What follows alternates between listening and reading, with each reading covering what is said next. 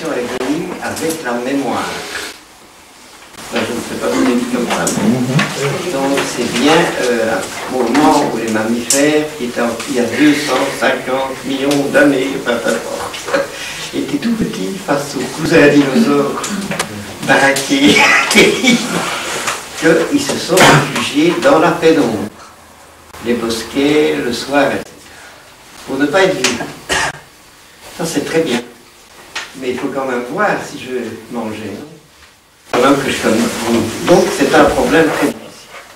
Ce qu'ils ont fait, c'est inventer une mémoire qui leur permet, quand ils voient un morceau de peau dans les taillis, s'ils ont le souvenir de l'animal entier, de se rappeler de l'animal entier et de l'identifier. Si j'entends un son, un glissement serpent, je l'identifie. Nous autres aussi, au téléphone, on peut voir la personne à qui on téléphone et qui est à des milliers de kilomètres.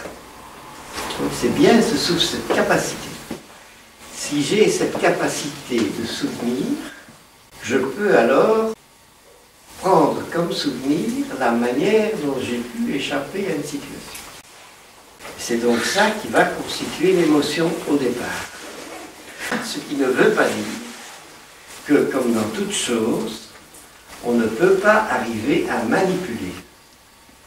Je reprends, les choses que j'ai déjà dites, mais si moi, je sens la sensation, je cours, je me casse la jambe, j'ai mal, c'est important d'avoir mal pour ne pas que je continue sur ma jambe et la démaille. Donc, la douleur, tout ça est fondamental au point de vue de fonctionnement au cours de l'évolution. Mais un enfant qui tombe, qui a mal, on s'occupe de lui, on se demande, il va chez le médecin, etc., il comprend une chose, si j'ai mal, alors on s'occupera de nous. Donc il va pouvoir sécréter en une de douleur. Et on sait à l'heure actuelle que tout ce qui est sensation suppose une ouverture de la part du cerveau à tel type de sensation. La sensation n'est jamais passive. Je répète, je suis dans un champ d'optique, les jambes nues, on me tire dessus, je traverse ce champ et je sens rien. Je n'ai même pas de puce. Donc, il faut bien, c'est une décision du cerveau de sentir. Donc, si c'est une décision du cerveau, c'est normal qu'un enfant qui sait quand il a mal, on s'occupe de lui, il se provoque lui-même des douleurs. Vous pouvez connaître. La même chose au niveau émotion ou sentiment. C'est important, si je me trouve devant un lion en pleine savane, d'avoir peur. Ça me permet de courir. Devant une souris, c'est égal.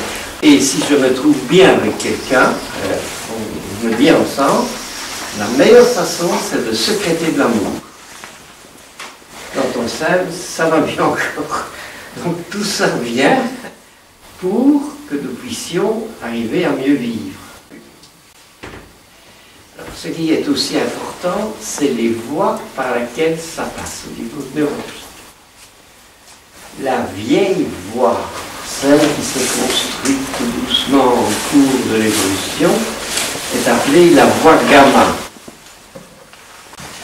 Une autre voie, qui est tout à fait nouvelle, c'est la voie de la volonté, et directement, je donne l'ordre à mes muscles de faire telle ou telle chose.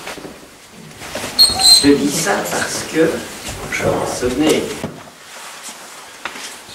pour évoquer des émotions, des images, ça n'est que la voie gamma. Vous ne pourrez jamais volontairement donner un faciès, une douleur, etc., qui ne soit pas reconnaissable comme étant faux. C'est deux voies différentes. Donc c'est bien à travers des images mentales que nous devons travailler si nous voulons avoir des limites, des émotions, etc. La manière de provoquer nos émotions, c'est de susciter en nous des images. C'est en voyant des images devant nous, de choses douloureuses, et etc., que nous pouvons avoir spontanément les mimiques adéquates. Je crois que ça devient très important. Donc n'y allez pas par la volonté, essayez de laisser venir en vous des images de bonheur, des images de même ça. Même des choses que j'ai spontanément envie de faire, mais probablement rationnellement, par la voie c'est difficile. Et spontanément, on ira dans l'erreur. N'empêche que petit à petit, ça demande du training pour venir.